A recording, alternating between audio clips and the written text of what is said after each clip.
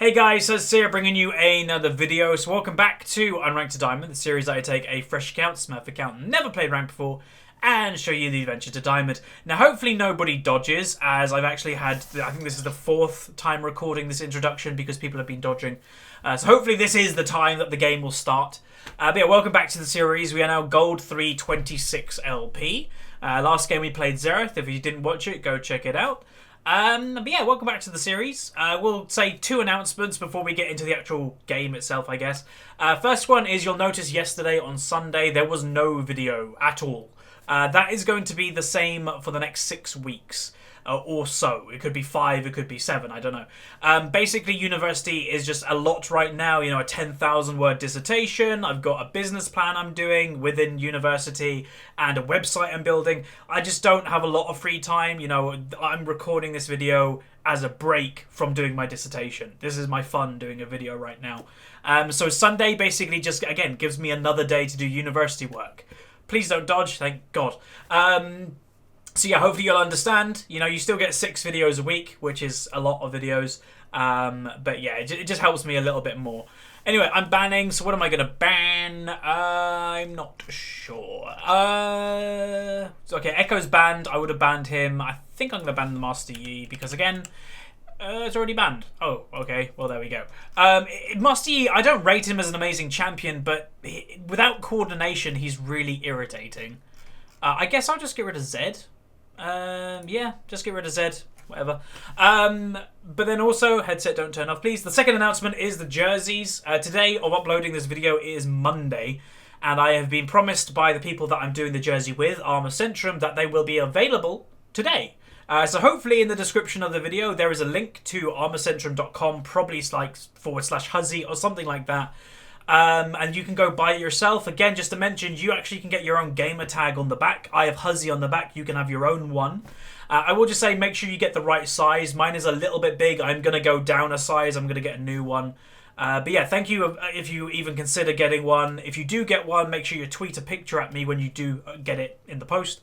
But if you don't get one, that's completely fine too. You guys just watching these videos literally makes my day every day. So thanks very much.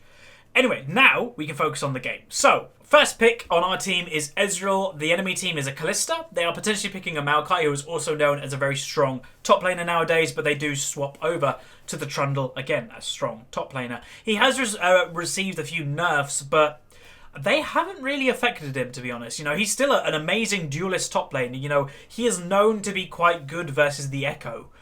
Because, you know, stealing the resistances, has good trading power with good lifesteal and sustain with Grasp of the Undying. So, pretty good pick, I'd say, overall, Trundle at the moment. We have a Cho'Gath top lane. I think that's the first time we've actually seen Cho'Gath top lane, if I'm not mistaken. I think we've seen Cho'Gath mid in the series, but I don't think we've seen Cho'Gath top. They pick a Lux versus the Ahri. It's a skill matchup, that one. Pretty much with whichever one of them lands the bind or the charm will most likely win the matchup. We're going to get a support. So after the support is locked in, I'll be able to determine what I'm going to play.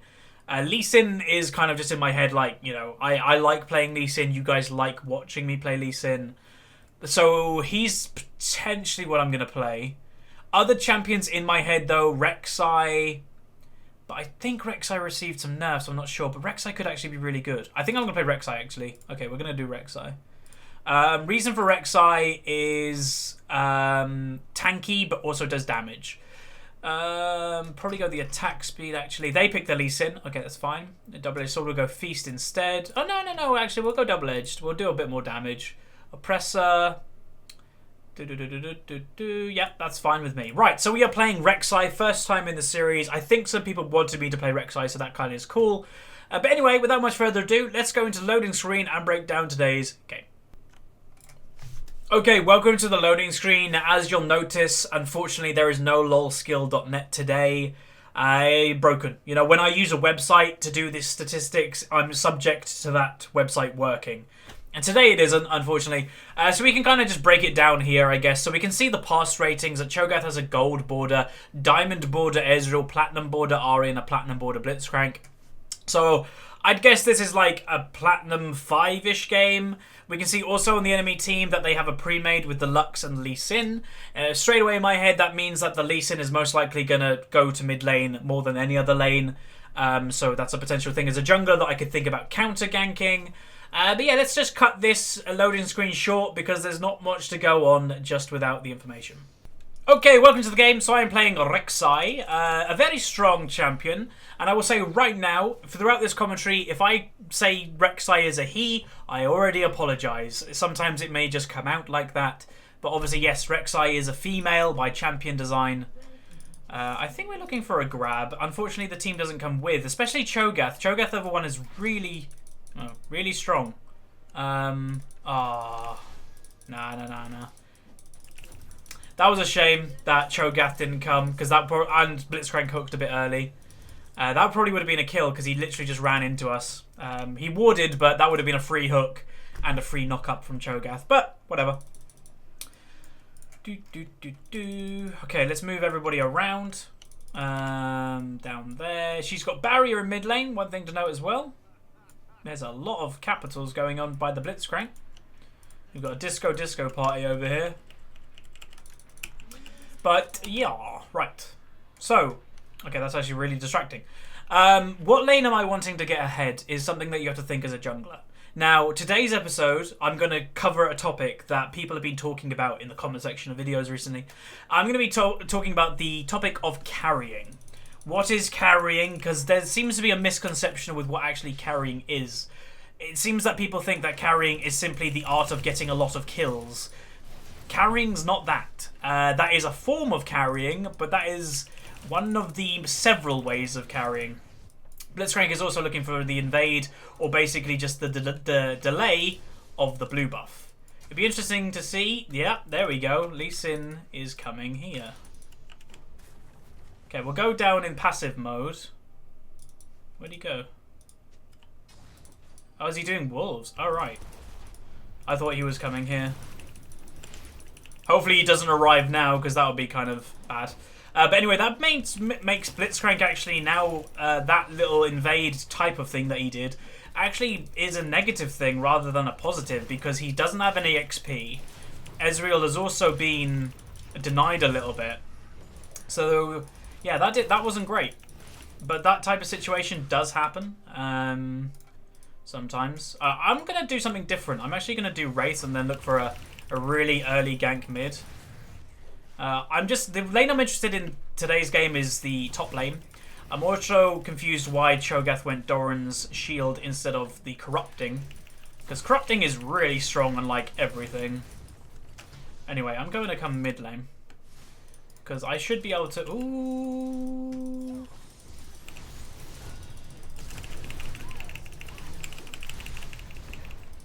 Alright, we good? Let's push this up. I had to use flash for it, but yeah. I'm a little bit worried about top lane, not going to lie. She shouldn't overstay, though. Hopefully she just goes back. Hopefully this Cho'Gath can prove me wrong. But the reason I'm worried about the top lane, one, I don't really rate Cho'Gath as a strong champion. Two, Trundle is a strong champion. And three, the starting items do worry me a bit. The Doran's shield was probably not the right start. Because, you know, Cho'Gath, he's sometimes considered a lane bully when he has his E, the Vorpal spikes, because he has so much sustain with his passive using them. And then if you have Corrupting Potion damage occasionally going through those Vorpal spikes and someone's getting hit with it, that's a lot of damage. But yeah. Hopefully he doesn't go Rod of Ages, which... He's got AP and he's got a Ruby Crystal already. The reason I say hopefully he doesn't is because he's already losing lane. You don't really want to do that Rod of Ages build. Well, you only want to do it unless you're ahead, really. Hook comes down. Nice hook from Blitzcrank. Hopefully a kill coming out here. Maybe. One more Q. Lovely, lovely. Now going on to the Kalista. She's actually committing for the kill, which I think is a mistake. Lovely. Lux is missing. I'm going to be camping mid lane a bit this game, I think. The reason for it, I mentioned it in the small loading screen that we have if I did include it in today's video. is... Oh, okay.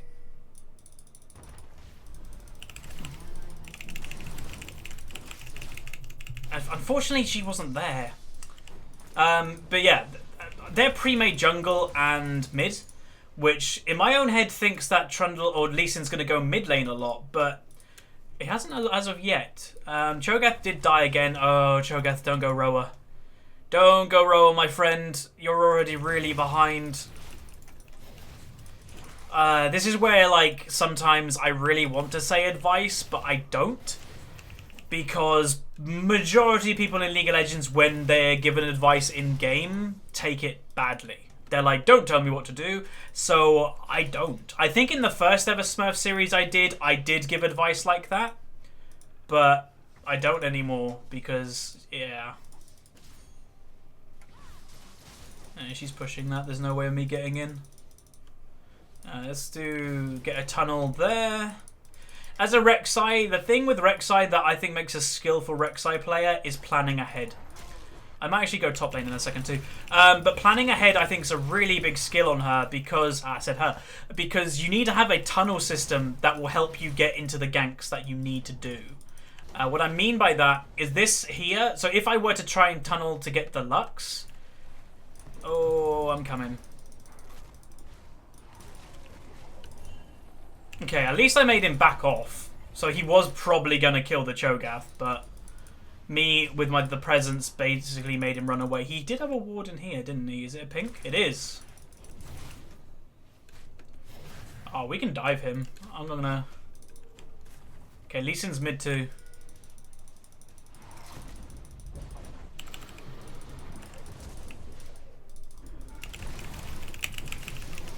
Brilliant. Let's get out of here straight away. And go back. So, also, one thing to know, a difference between... I'm not saying that I'm a great Rek'Sai, by the way. I don't really play this champion. But I notice when good Rek'Sais are good, basically due to them using their ultimate all the time. You know, if your ultimate on Rek'Sai... Think of Rek'Sai ultimate as Twisted Fate ultimate. Whenever it's on cooldown, or whenever it's available, you should be using it to do something. It's the Twisted Fate effect. It's the same with Rek'Sai, you know. There's no point having it available to you because it's a travel ultimate. Use it as much to travel around the map to have pressure everywhere. That's my thought process behind it anyway. There's a hook coming down, potentially another kill on Kalista. Blitzcrank gets the kill, really nice job for him. Ezreal ult did come down. If I can speak English, that would be great. Didn't get anything. Maybe a bit of damage on Thresh. I will go over there actually in a second.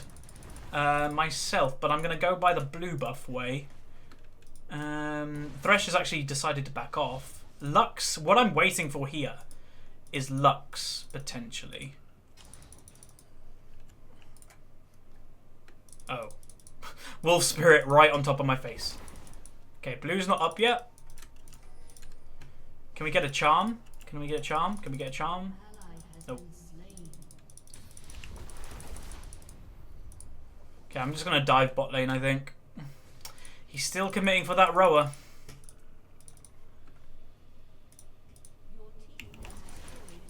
And that's still not up either. Ah, I did that at the bad timing. Oh.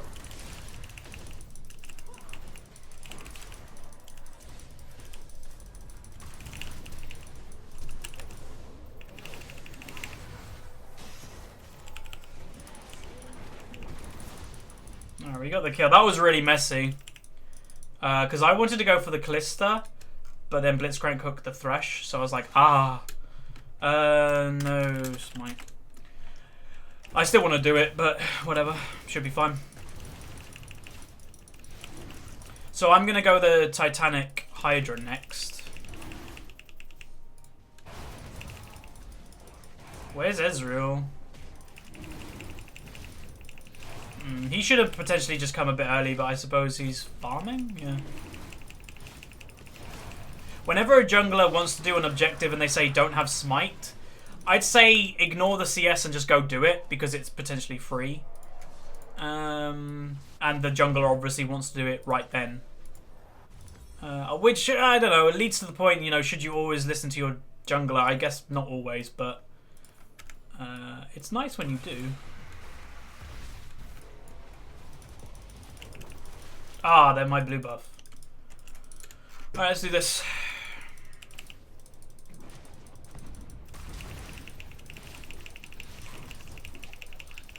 I'm not going to be giving this to Cho'Gath because I think he'll just die.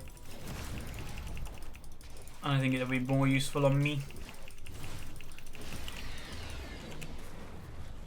Glad he thinks the same way, though. He knows. What does he? Yep. He definitely knows. Every single time I walk up, he just like walks back. I do like Rek'Sai though. I just never fully picked up the champion. Don't know why. It's kind of got a similar playstyle to some of the very popular junglers. I think that's where the design came from. It basically was like, let's take aspects of junglers that people like and put them in one champion. And I think that's what they did with Rek'Sai. Ooh.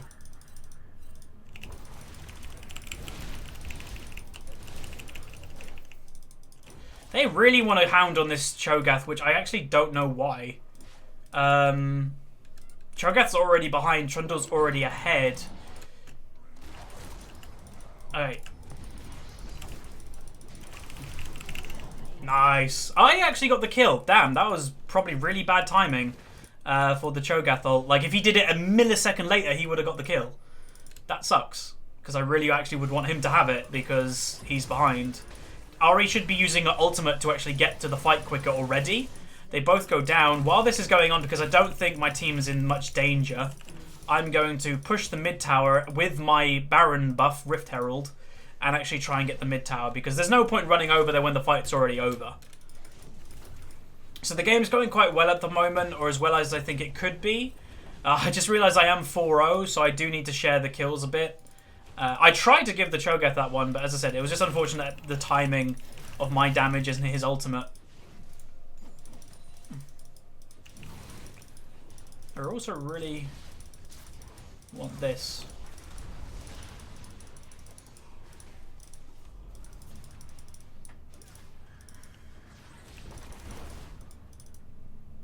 I'm just going to do more farming. If in doubt and you can't do anything, just farm. But yeah, let's talk about the topic of carrying a bit more. Or at all, really. It's only 12 minutes into the game.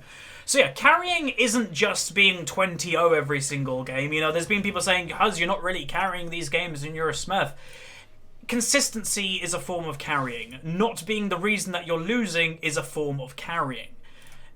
Some people don't think of it this way, but that's the way you need to think of carrying. You know, the whole preface around carrying is helping your team win the game. It's carrying your team to the win. And I think I do that nearly every game that we win. I'm usually a solid member of the reason why that we are winning. Because, you know, if you go to the damage done, very often I'm the highest damage in the game. Not necessarily the most kills, because in the end of the day, I've said many times, I don't care about KDA. I care about seeing the victory at the end of the game. Anyway, I'm going to go top lane. And here's the point. Trundle has been beating this Cho'Gath all game. The problem with it, though, his build. He's gone Hydra, which I understand the Titanic received a nerf. He may have saw me. I don't know. Maybe. Titanic received a nerf. It's still okay. And I know Ravenous is really good right now in terms of damage, but I don't know. You're still a Trundle, and rushing that item I just think is still a terrible, terrible idea. You're way too squishy, because like when I actually decide I want to gank, he should just die.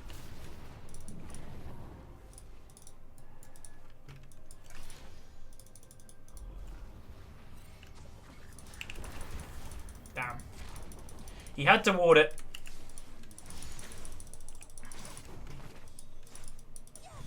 No.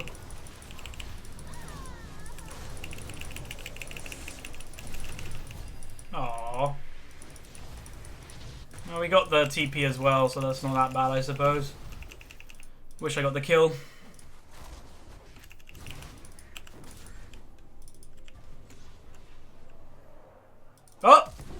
No, just ult.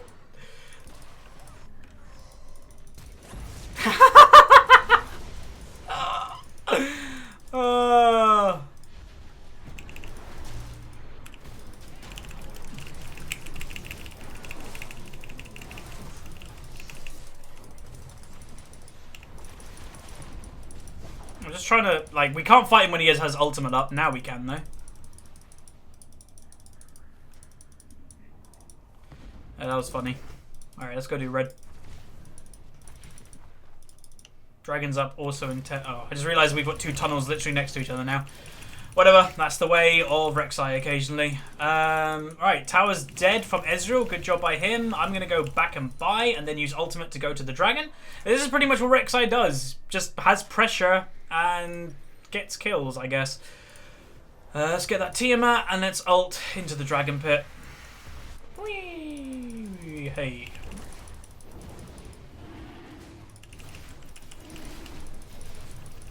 Ezra's coming over to help. Awesome. Thank you very much, dude. Appreciate it.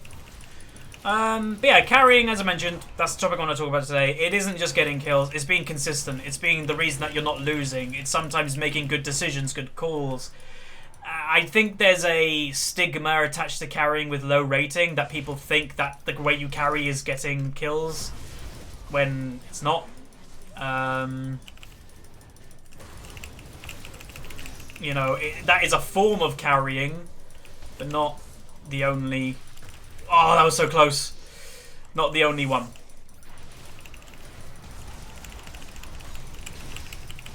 Oh, let's go away from that nasty man with the hook.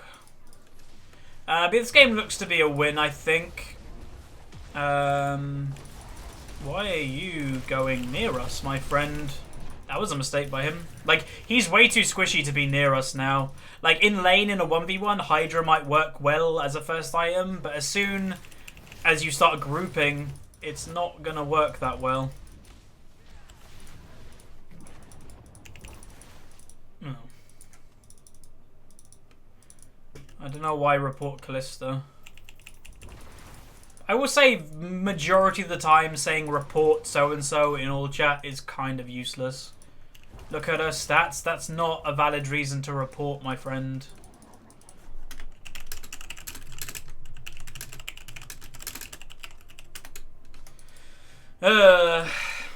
Performance isn't a report function. I'll just say, whenever you want to report somebody, especially for performance of how well they're playing, think to yourself, would I want, if I was playing bad, when I play bad, would I want to get reported? Would I want to feel that way? And I can guarantee people would be like, no. Oh, he wants this farm? I'll just last hit it then.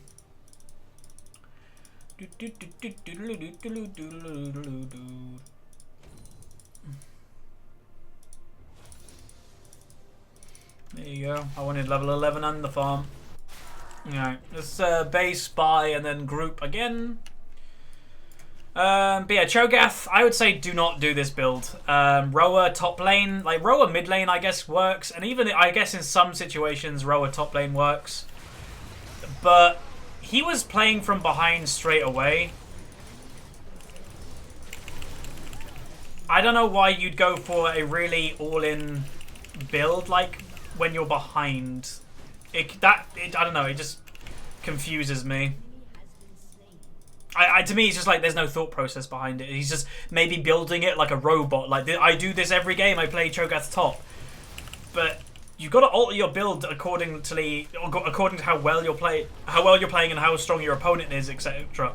Like, he's just gonna get wrecked, even against this Trundle that is starting to fall off, mainly due to just Cho'Gath's build. Are we getting in here? I wish I had ultimate to go back over here, but I don't. So we'll do the long tunnel, but he's probably going to back. Oh, he's not. I was going to stop to farm, but I may as well just run. Is he just going to dive? He might just dive because he probably knows that we're coming to kill him now. Alright, he should know.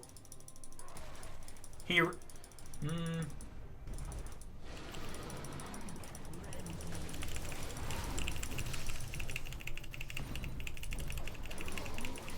we go. And you got the kill too. Yay. So I'm now 606.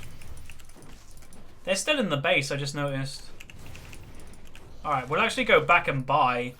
And then ult back over there. Blitzcrank is landing really good hooks this game. I'll give this guy a nod. Well done, sir. And let's ult back.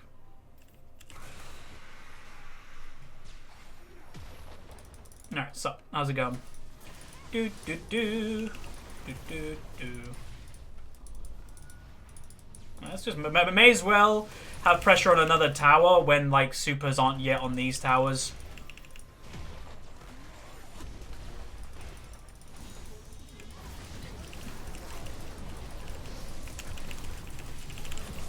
Double knock up from me and Blitz. He just went dum dum.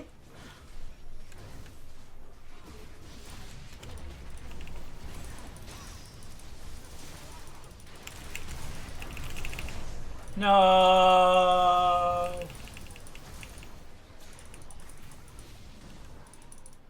That was so close. Meanwhile, Blitzcrank just punching a brick wall, basically. So close to kill him. Alright, there's the game. You probably would have got a lot of spam this game, because that's tending to what Rek'Sai does with abilities.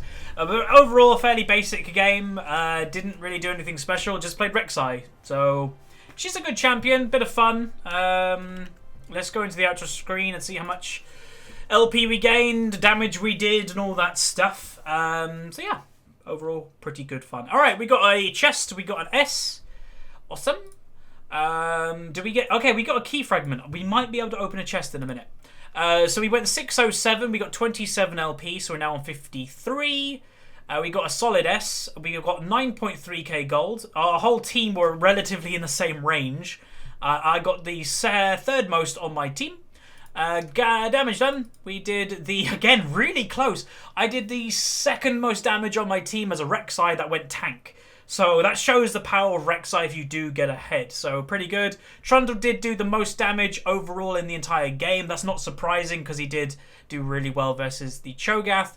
But yeah, overall good game. Let's actually just quickly see if I can open a chest. Can I? I can. All right, let's forge a key. May as well do it in this episode because, you know, why not? Forge that key, add to loot. And then we'll open a Hextech chest. So what will we get today? In today's Unranked to Diamond episode, we will get a Urgot shot. So there you go. Actually, what we'll do as well, really quick, I don't like making these really long, but we're going to re-roll all of these because I think I'm not interested in Urgot. I don't own Lux, but I already own a Nivea, so we may as well re-roll it just so we have a permanent champion for the series, and now we can potentially play Mordekaiser. Okay, that's going to do it for today's video, guys. Again, the jerseys will be linked down below if you do get one. Thank you very much. Throw a like on this video if you did like it. Subscribe if you haven't, and I'll see you guys next time.